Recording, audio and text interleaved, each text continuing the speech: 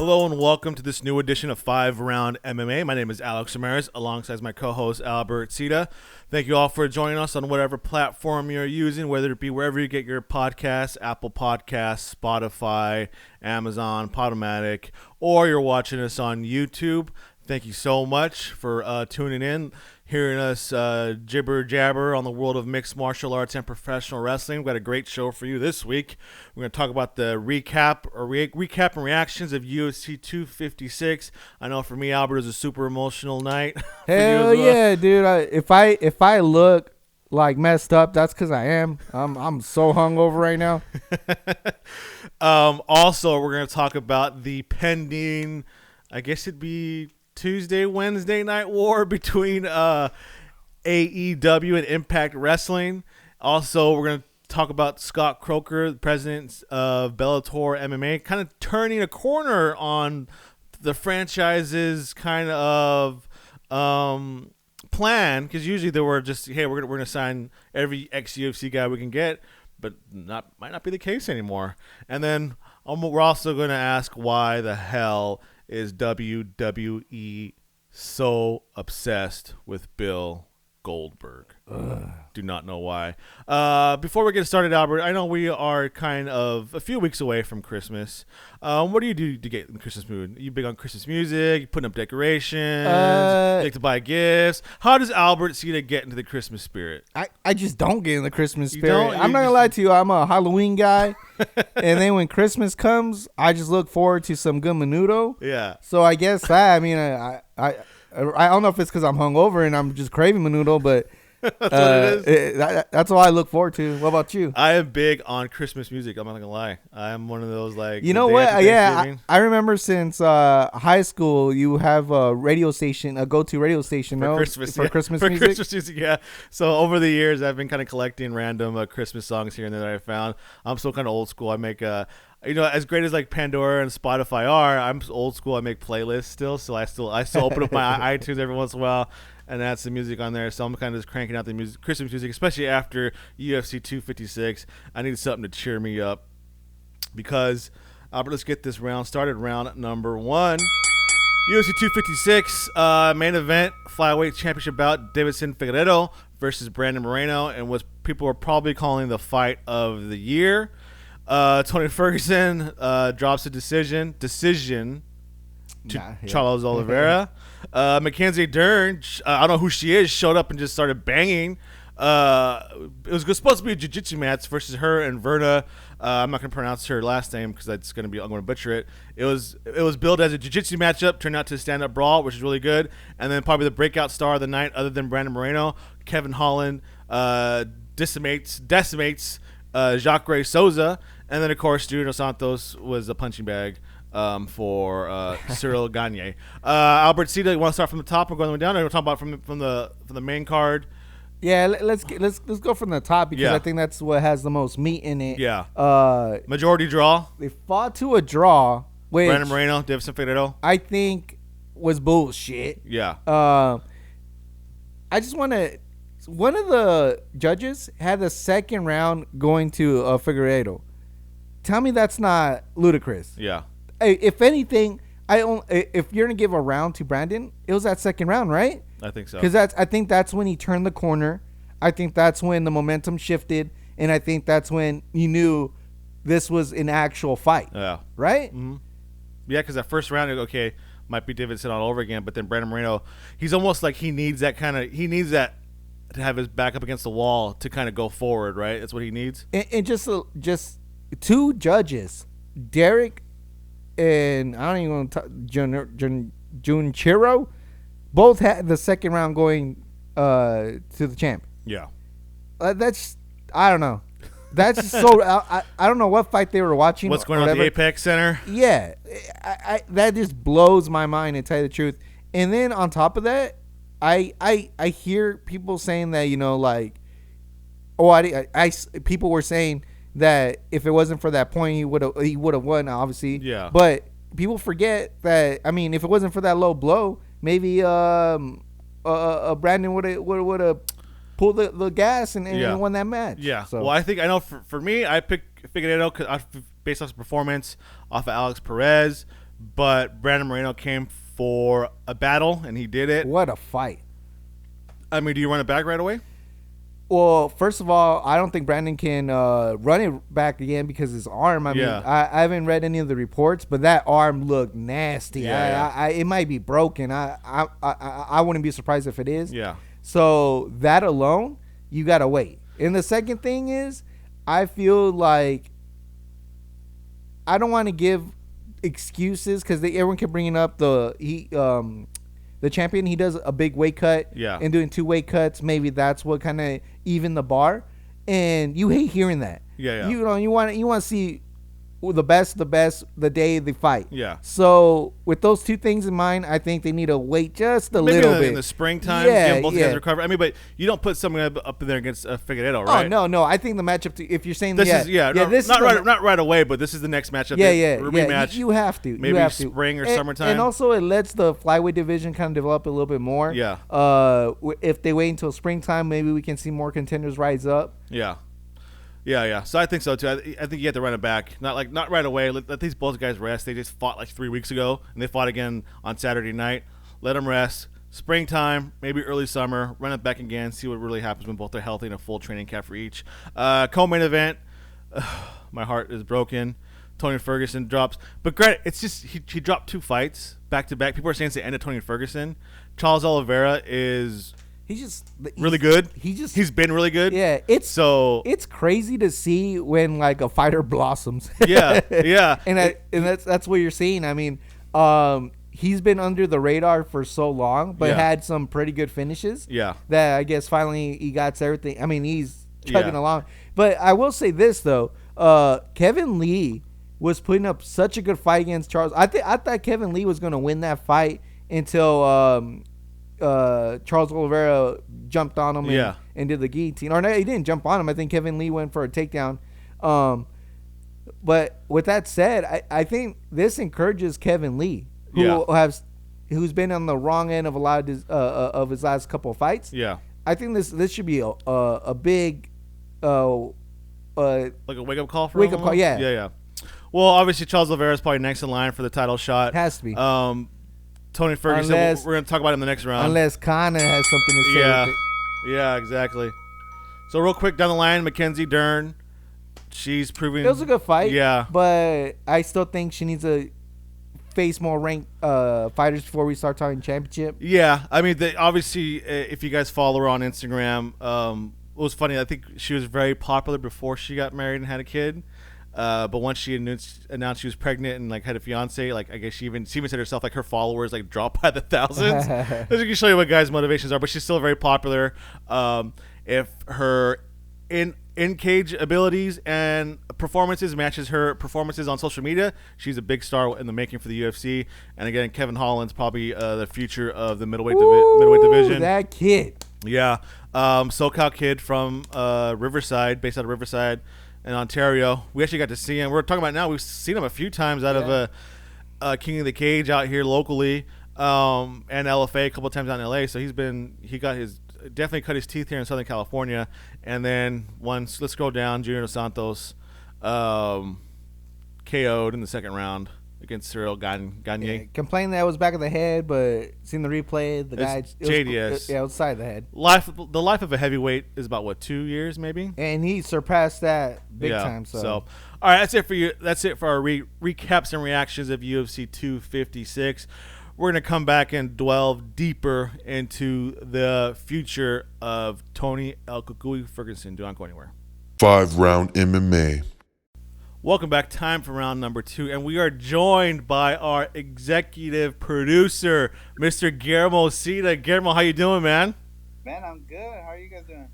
Good. I know we kind of... What happened? Long time no see. I know. We teased since the beginning, since the return of 5-Round MMA.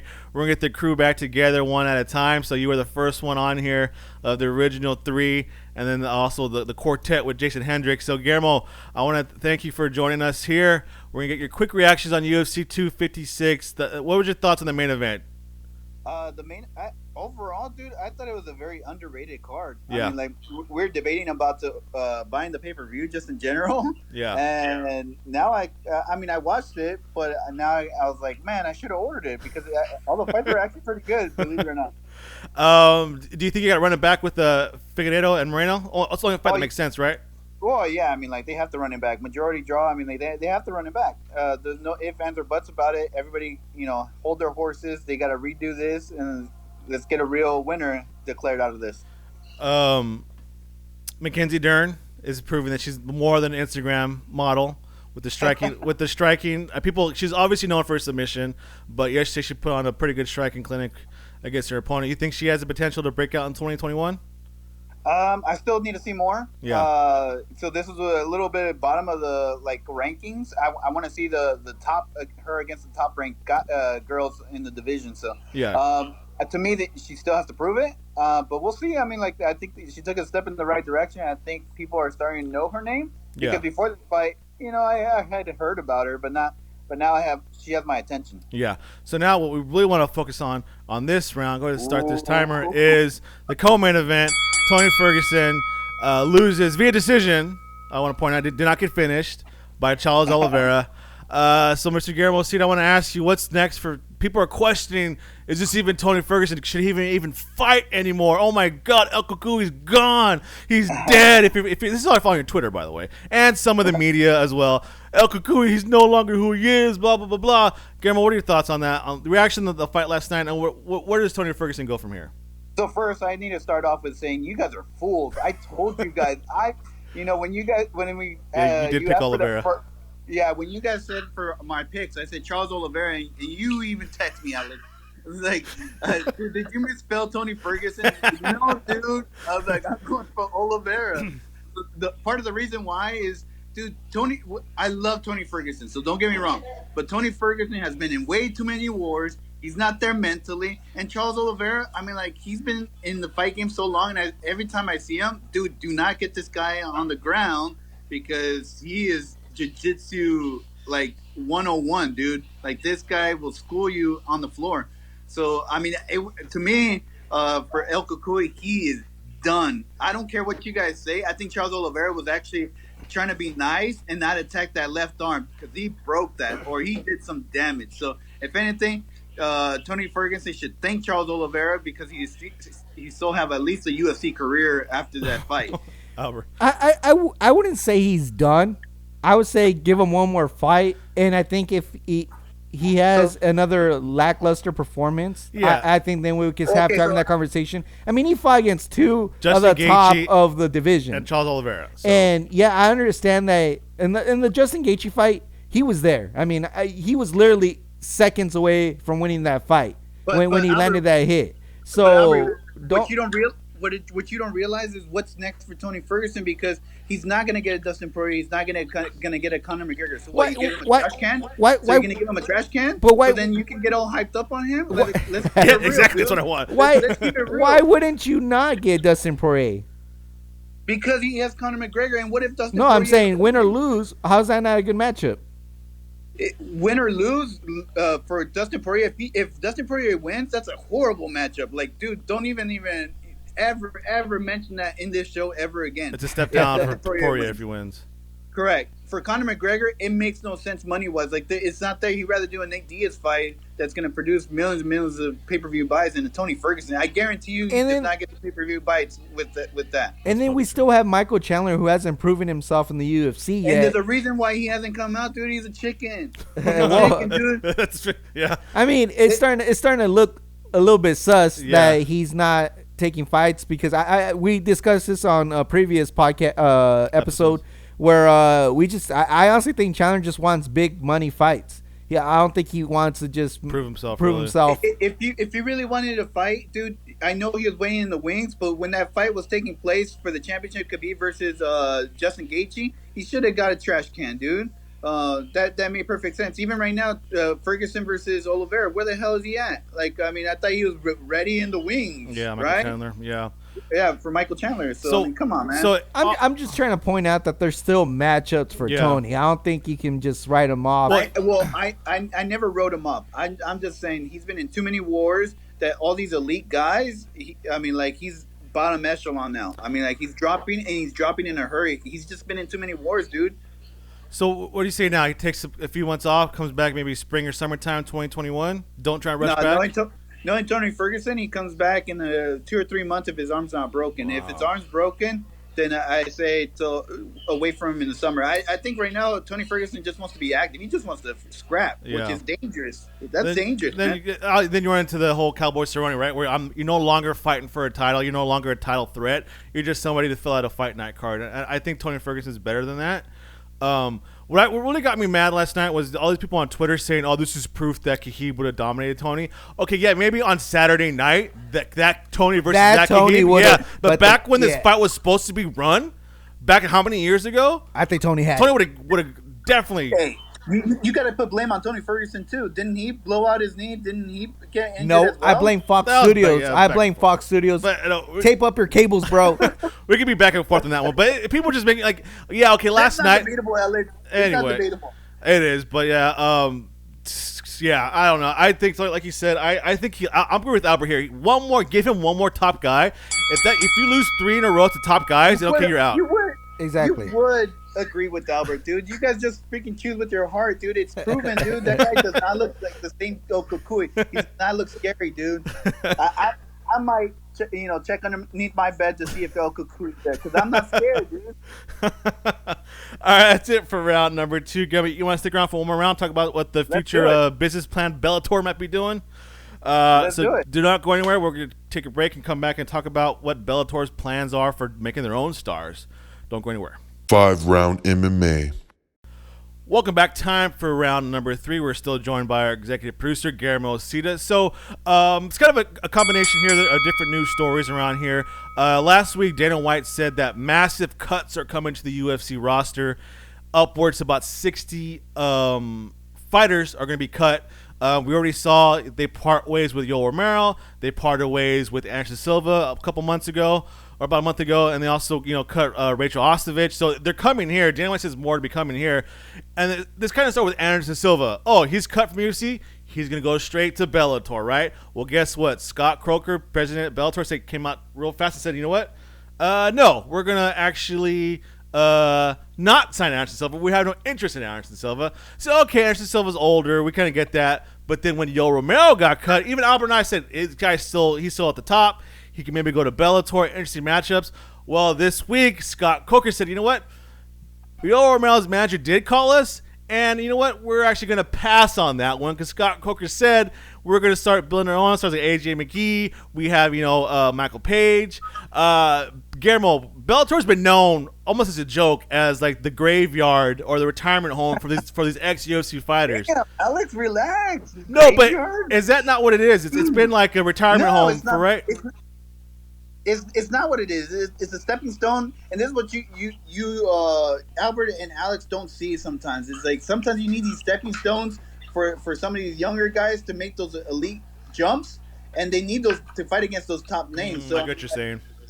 So I mean, like I would bring them in. One, it brings attention to your guys' fight. Yeah. But second, I mean, like these young and rising stars, if they beat these UFC veterans, now I'm totally against these guys coming in and demanding like millions and millions of dollars and holding back the company. Yeah. But I mean, like in terms of, hey, I'm coming in, I still want like top elite fights and propel these younger guys or rising stars. I'm all for that because I think you gain more especially from these experienced guys, and plus, I mean, they're notable names, so people are gonna watch. I mean, like if you give me the highest prospect in Bellator against the second most prospect, I'm not gonna tune in, bro. Yeah, that's real. You tell me Michael Page versus Anderson Silva, I'm tuning in.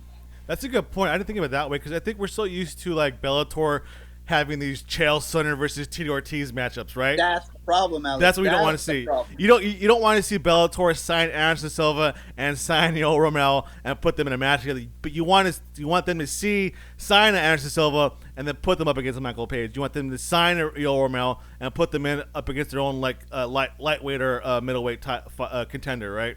Correct, and that works perfectly, and that makes the most sense. But honestly, right now, I bet you the other hidden thing that why they don't want to sign all these UFC guys is a price tag. Yeah. And That's right exactly now, what I was trying to say. with the pandemic going on, I doubt that anybody's trying to get big bucks right now with uncertainty of where the income's going to come from. But what do you think about Coker's and Belter's new game plan? No, that's what I was gonna start off with. I honestly think the price tag was way too high, and I don't even think they want to negotiate at especially around this time.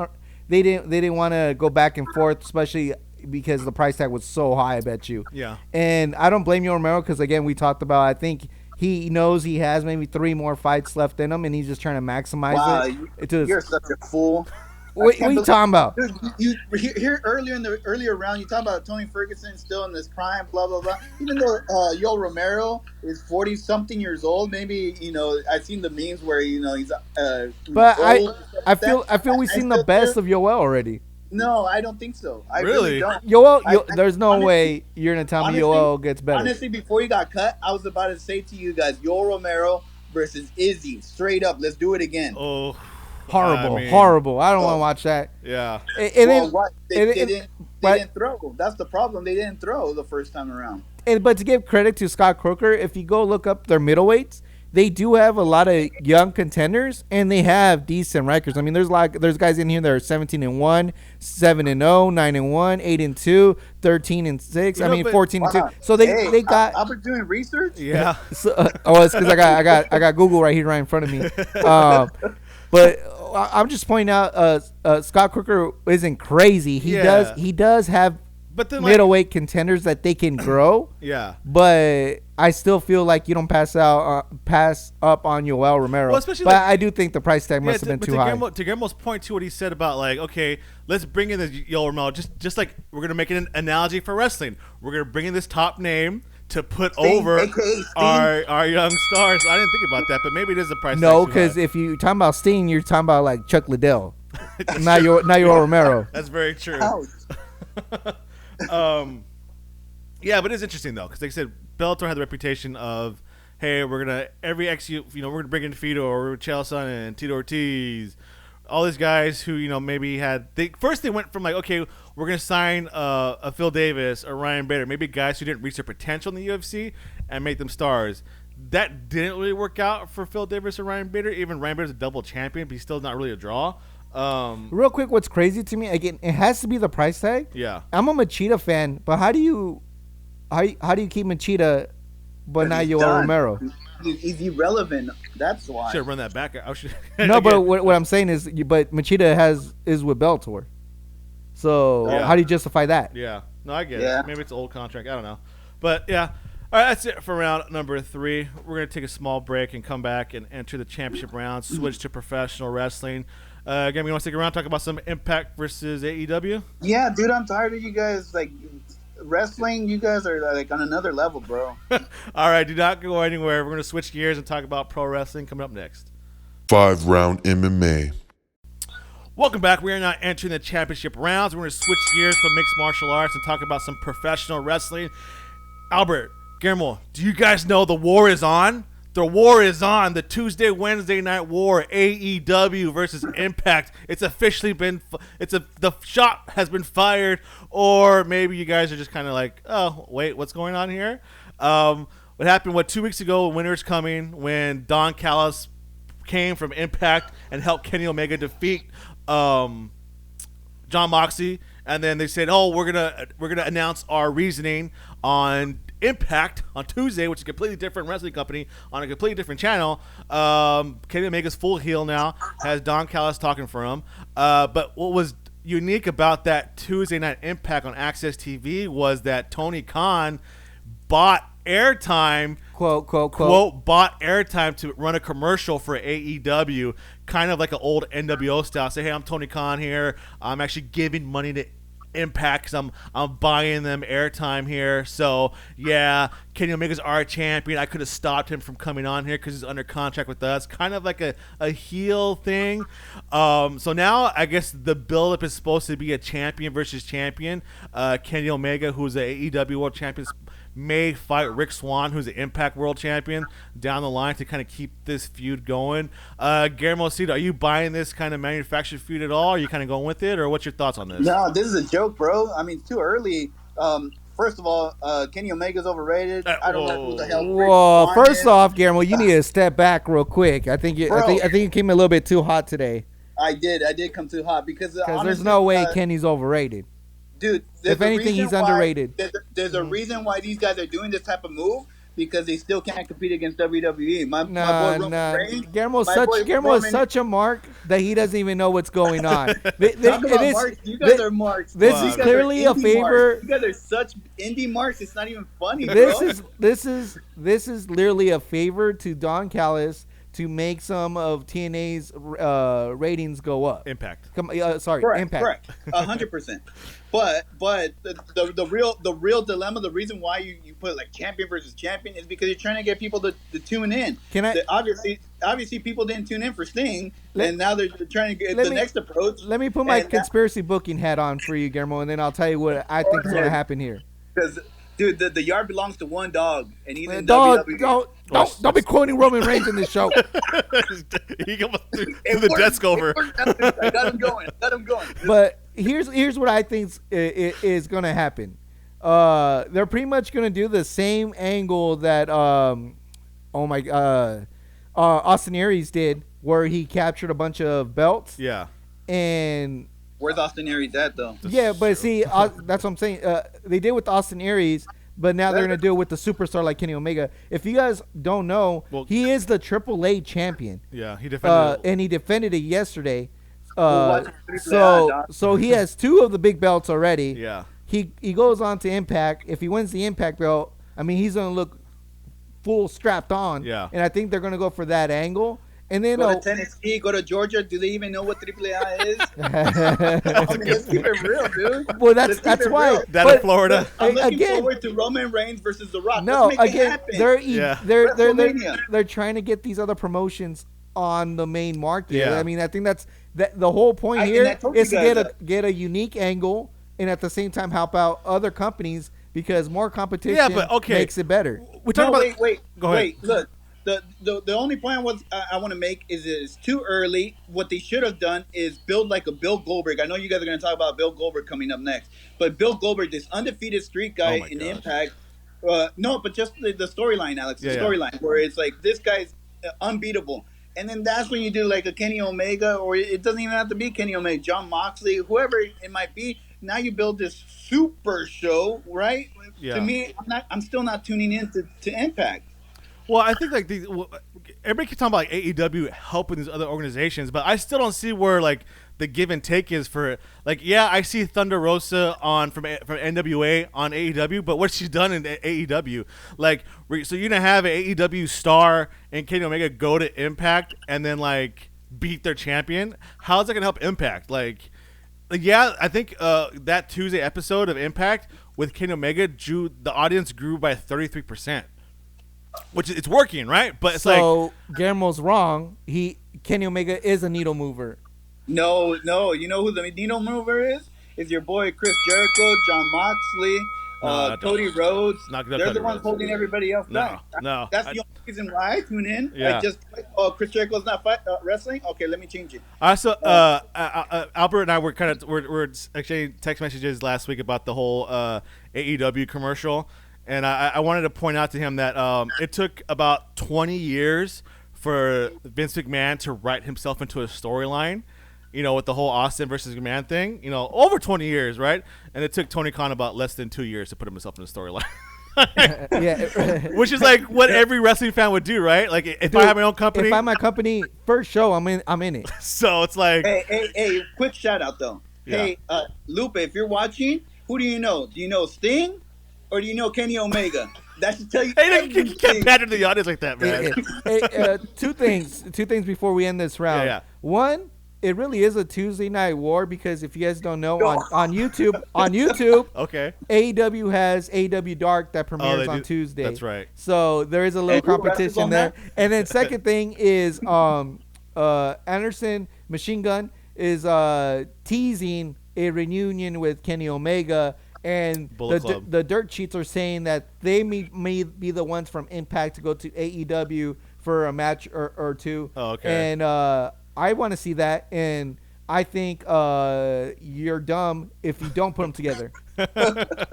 Well, we'll see how this plays out the rest of They the got to year. bring AJ Styles. They Yeah. got to bring AJ. If anything, we all know, like, honestly, if you guys do have Access TV, they usually run, I think, before Impact on Tuesday nights, the old school TNA. Oh my gosh, man! Like, those matches were. That was something that had promise. Yeah. And they flushed it down the toilet. Dude. Yeah, man. If you guys go back and watch those old TNA ones with AJ Styles, Samoa Joe, Christopher Daniels, Kurt Angle, Motor City Machine Guns, man, Jay Lethal, that was a stacked roster, man. You probably put that roster up against today's NXT, it'll blow it out the water, man. That Ric Flair storyline with Jay Lethal. Woo! Yeah, man. So definitely, like you said, a lost opportunity for them to expand and grow. That's it for round number 4. We got one more round coming up. Gary, we want to finish off the show? Let's do it. All right, we're talking about the enamoredness that WWE has with this. I can't even say the guy's name. Bill Goldberg. Coming up next. 5-round MMA. All right, welcome back. 5th and final round. We're going to stick with the world of professional wrestling.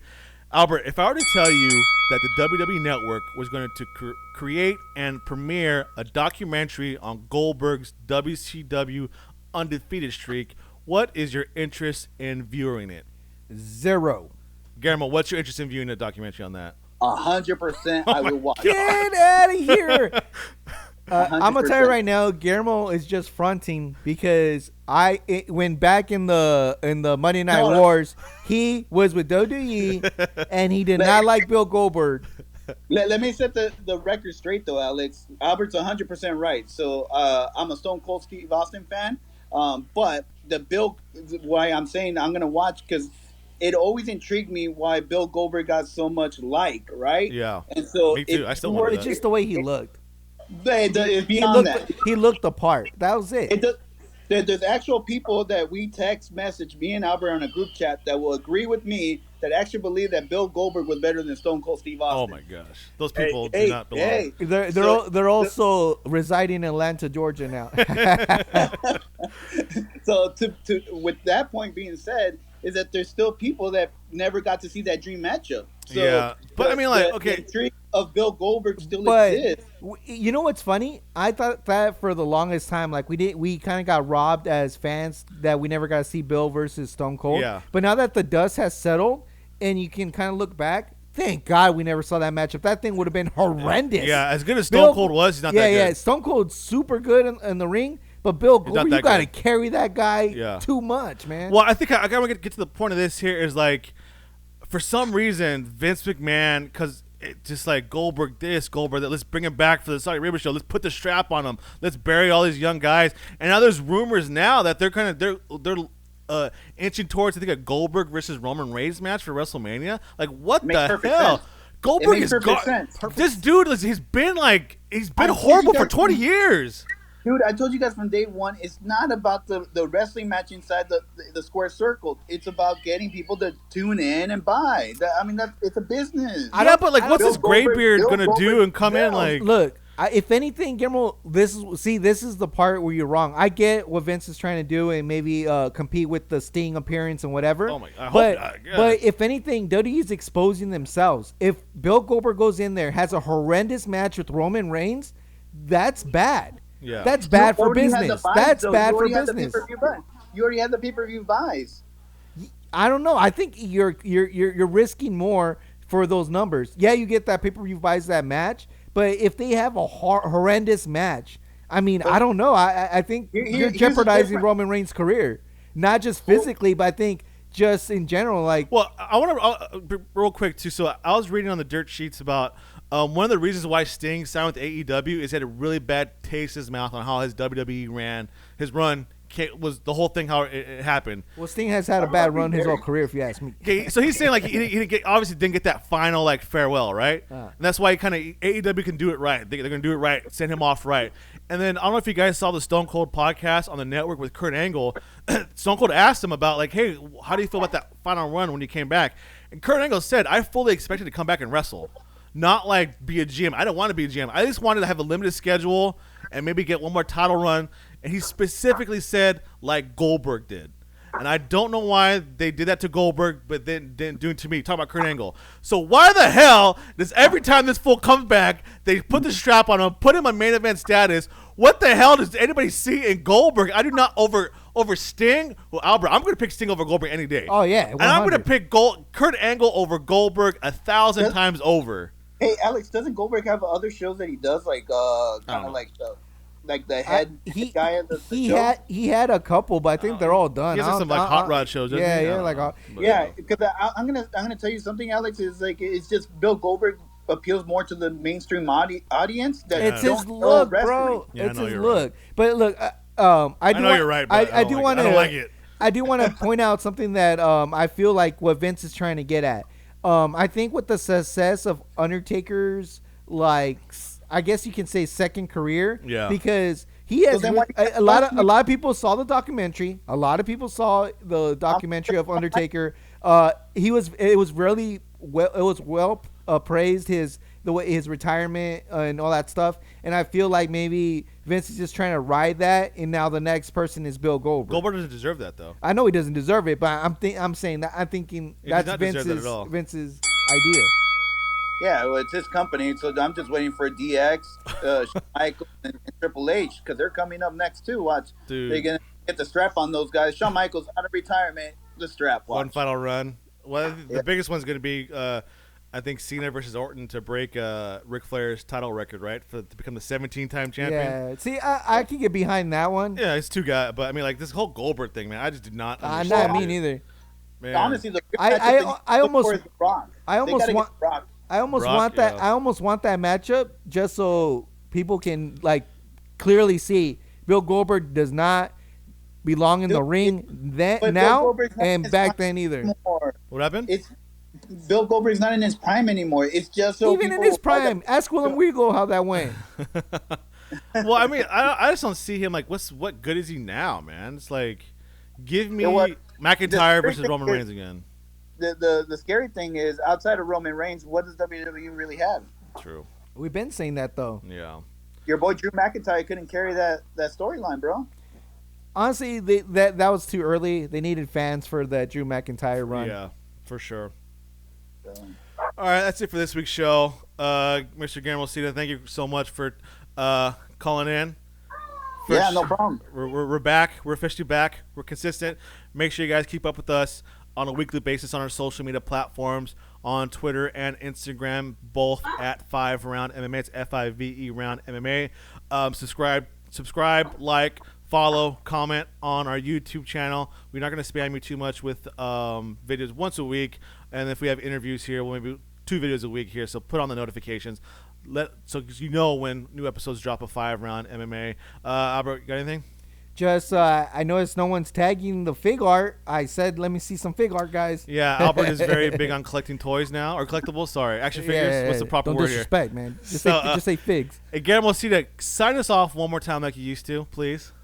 Oh, yeah, the cream of the crop. Thanks for tuning in.